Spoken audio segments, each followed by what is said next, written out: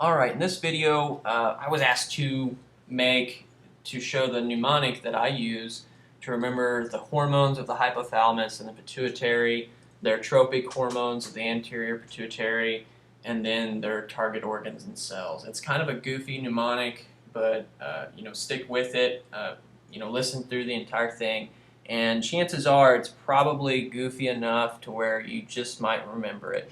It does do a good job of organizing the hormones in a way that makes sense as well, so just watching the organization. If you didn't really get a good explanation of that in physiology, now might be the time for you to kind of have that happen. So, alright, here's the mnemonic, and I'm going to start with the ones of the hypothalamus. So, I'll do these in the orange. So the mnemonic goes pretty, pink, Travis, crayons.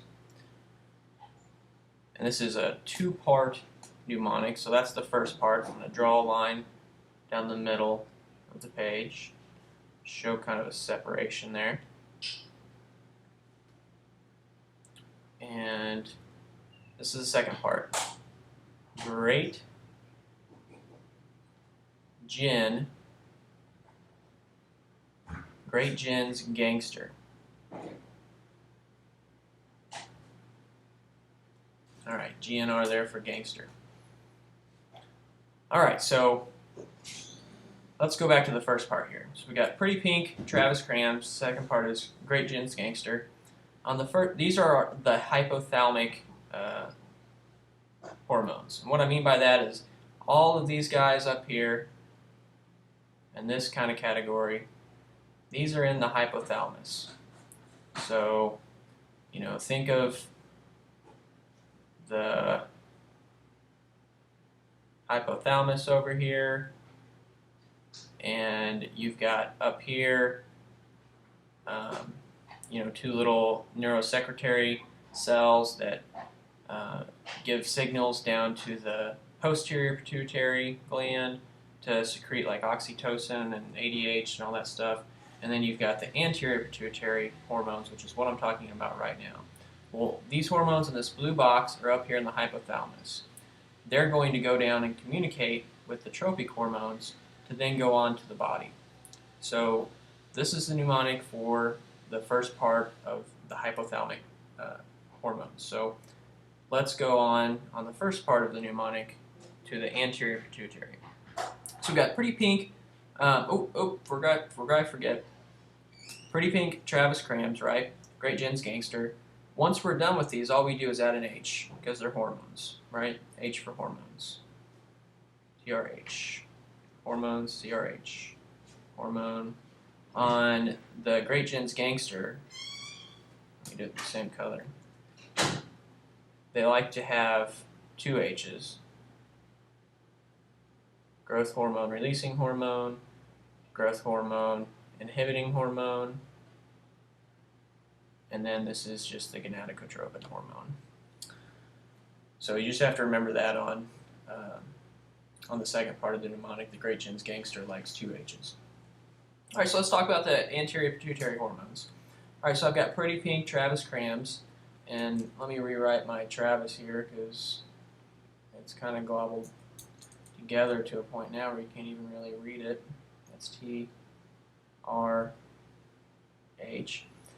The second part is Pretty Pink, Perky Boobies. So, Pretty Pink, Perky Boobies. Another word for boobies is breast. Right, so PRH, PIH move together to make PRL, which then goes on to the breast. PRH and PIH stand for prolactin and releasing hormone and prolactin inhibiting hormone. So these are kind of the yin and the yang of prolactin. They control how much it gives or takes away, or so on and so forth. And this stimulates breast milk, the reduction or the size in the breast, so on and so forth. So that's Pretty Pink, Perky Boobies on that one. On the TRH here, that one's kind of almost a gimme because that's thyroid releasing hormone. which then goes on to be thyroid stimulating hormone, which then goes on to be, you can probably guess it, to the thyroid. Real exciting, I know. The thyroid then releases its special little hormones, which are T3 and T4. And really, there's a whole lot more T4 than there is T3. T4 lasts a lot longer, but T3 is way more potent. So it's something like a 20-to-1 ratio in your bloodstream. But T4 would like to turn into T3 because it's so much stronger, in the cells. But these hormones basically regulate cellular metabolism. So you've got cell. I'm just going to abbreviate metabolism. Cellular metabolism there, because I'm going to run out of space if I'm not careful. All right, so that's the T. So the next one, we've got Pretty Pink Travis crams here. Well, what's Travis cram for? Travis is cramming for the ACT. And just like all my other hormones, I add an H to the end of it. And that's my adrenocorticotropin hormone. Boy, it's a mouthful. And whenever you're cramming for the ACT, or really any test in that manner, you know that your adrenaline's going, it gets pumping. Where's your adrenaline at? It's on your kidneys. So you've got your kidneys here, and you've got your adrenal cortex. I'm just going to write AC. And you've got your adrenal medulla. Well, there's that catchy, mnemonic for, or not mnemonic, but acronym for the adrenal medulla, and that's AMEN. And that is basically that the adrenal medulla secretes epinephrine and it's a bad N, norepinephrine. So we've got epi and norepi. That's what the adrenal medulla secretes. The adrenal cortex, which is where your ACT comes from, because Travis is cramming for the ACT here. The adrenal cortex, you think of salt, sugar, and sex, right? Salt, sugar, and sex.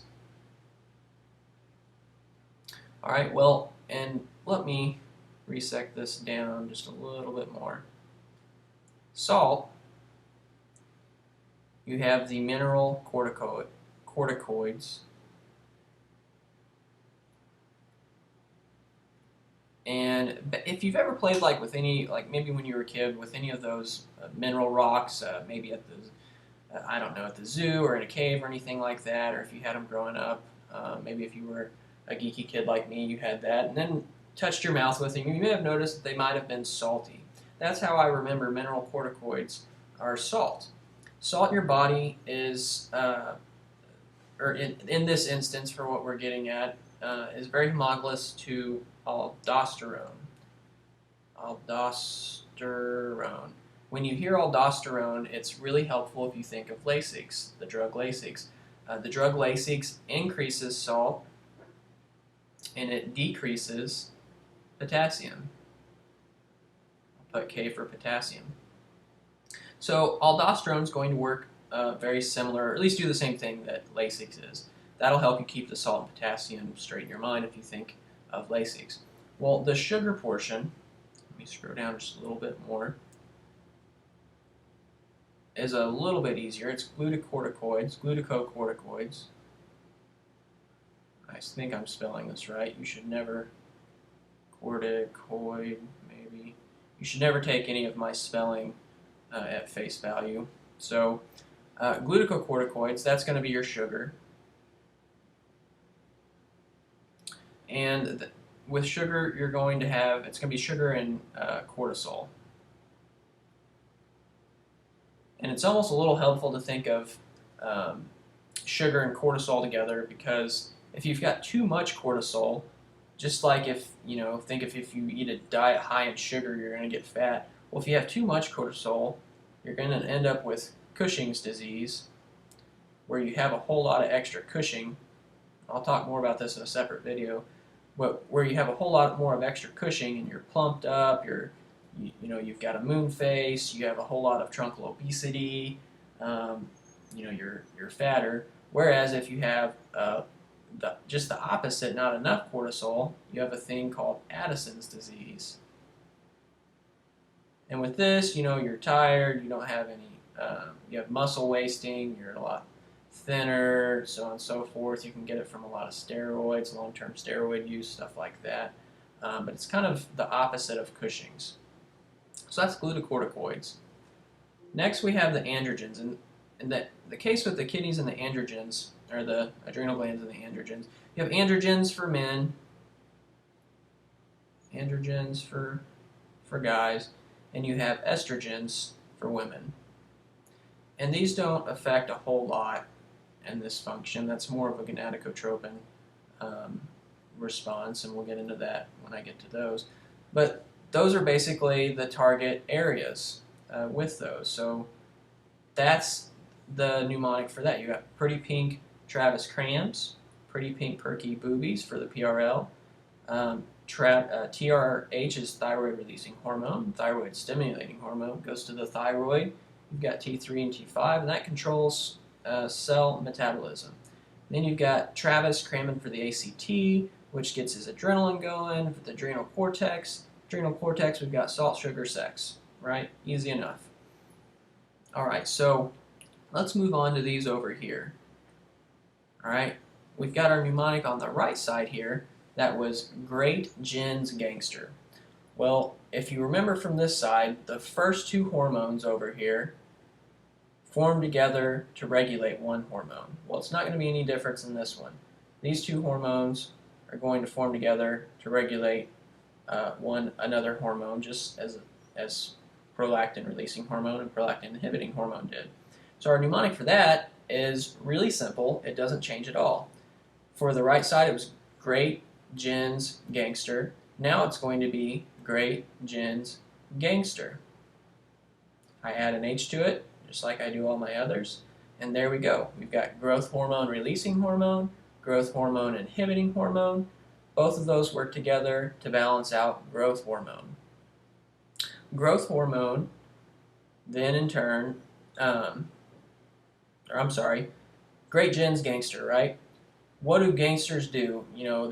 They drink a lot of gin, right? Great Jen's Gangster. When you drink a lot of gin, what's that do to your body? Well, it's really going to affect your liver. It's going to have a whole lot of effect on your liver. And really, when you think about it, having too much or little, or probably easier just to think of having too much alcohol, it's going to affect the rest of your body too, right? I'm sure everybody's probably had a hangover if you're over 21, of course. So it's going to affect the rest of your body, right? So your liver and pretty much the rest of the cells in your body. That's what gin does. Well, growth hormone releasing hormone and growth hormone inhibiting hormone balance out growth hormone. Growth hormone goes to the liver, where at the liver it works to produce IGF-1, which is an insulin-like growth factor.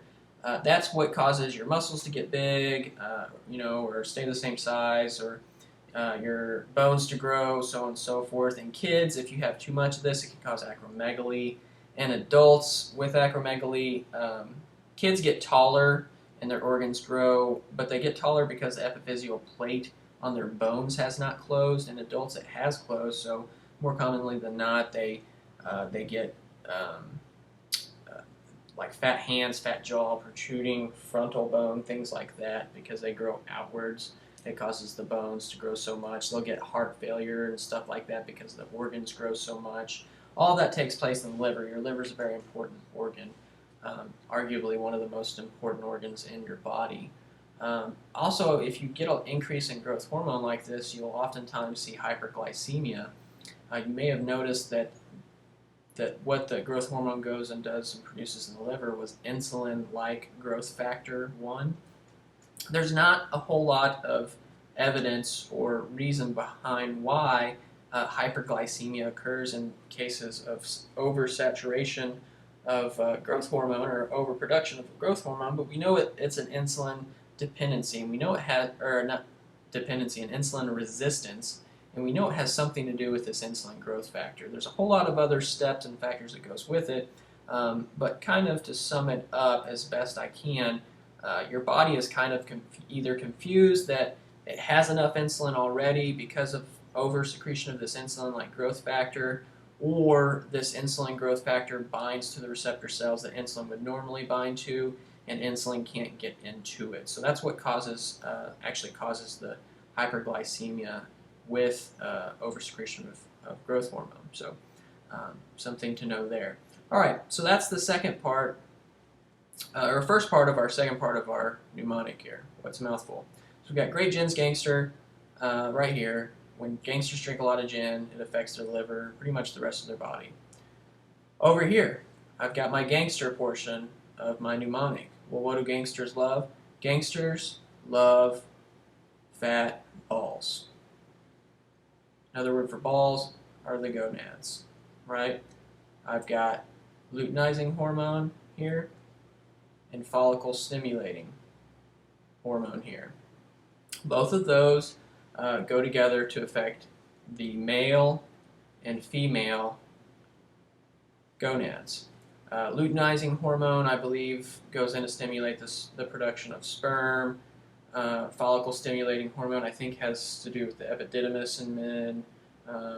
Obviously, follicle stimulating hormone helps the follicle in women, and luteinizing hormone in women. All that stuff has to do with pregnancy and the gonads and so on and so forth. What I'm getting at with this, though, is these are gonadicotropins. These are in the anterior pituitary, just like the rest of all of these right here are, right? These are all stored in the anterior pituitary. But think of this hormone on the very outside here, PRL, this guy right here, and these gonadicotropins. Let me even grab a different color for it that I haven't used yet, this dark blue. Think of these gonadicotropins in PRL as being on like a teeter-totter. A great big teeter-totter. An increase in PRL, you probably can't see that, an increase in PRL is going to result in a decrease in these gonadicotropins, right? Because they're balancing back and forth on this fulcrum. So if you're a man and you have an increase in PRL, your breasts will get bigger, they'll start secreting milk, and your manly features will go away. You'll have impotence, your gonads will be affected, you won't produce as much sperm, so on and so forth. So there's a very important relationship that happens between these gonadicotropins over here and PRL. So don't just think PRL goes to the breast, makes milk. You need to understand that this is a balancing act back and forth over here as well. So those are hopefully a semi-easy way to remember the tropic hormones of the anterior pituitary, and then all the hypothalamic hormones right here, which these are the hypothalamic hormones stored up here in the hypothalamus. The posterior pituitary hormones are a little bit easier. There's only 2 of them, and if you think of PP, it'll be a little bit easier. And with those, you have ADH, which is antidiuretic hormone. Let me scroll down here. ADH, antidiuretic hormone, and you have oxytocin. Oxytocin obviously is really big in pregnancy, dilates the cervix, I believe, and there's some other stuff with pregnancy. Antidiuretic hormone is basically what controls how much you urinate or secrete from the body. We have loop diuretics, which will increase that. There's cases of inappropriate symptom of inappropriate antidiuretic hormone, SIADH, that will actually cause you to retain a lot of water because you do not have this ADH. Well, you have it, but you're either not recognizing it or you can't use it, the ADH hormone.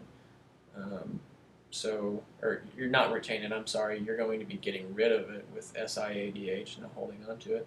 And that's because you either don't have enough of the ADH or you have it and can't use it. So I'll do hopefully maybe some more videos like this if I have time explaining maybe some of the symptoms of these hormones more in detail as far as like Cushing's syndrome, maybe hyper and hypothyroidism, um, giantism and acromegaly. But hopefully, I haven't confused you too much, and you can remember the hormones by Pretty Pink, Travis Krams, Great Jen's Gangster, Pretty Pink, Perky Boobies, thyroid releasing hormone, thyroid stimulating hormone, goes to the thyroid, helps out in cell metabolism. We've got Pretty Pink Travis Krams over here. What's Travis cramming for? The ACT. ACT gets your adrenaline going. You've got the adrenal cortex, salt, sugar, sex. Amen for epinephrine, norepinephrine. Over here, we've got Great Jen's Gangster, Great Jen's Gangster again. When gangsters drink a lot of gin, it affects their liver and pretty much the rest of their body. You have this IGF-1 deal. And then gangsters love fat balls. Another word for balls are gonads. The L portion you add an H2, the F portion you add an H2 and an S for follicle stimulating hormone. And there you go. Those are all the hormones of the anterior and posterior pituitary. Hopefully that helps. Thanks for watching.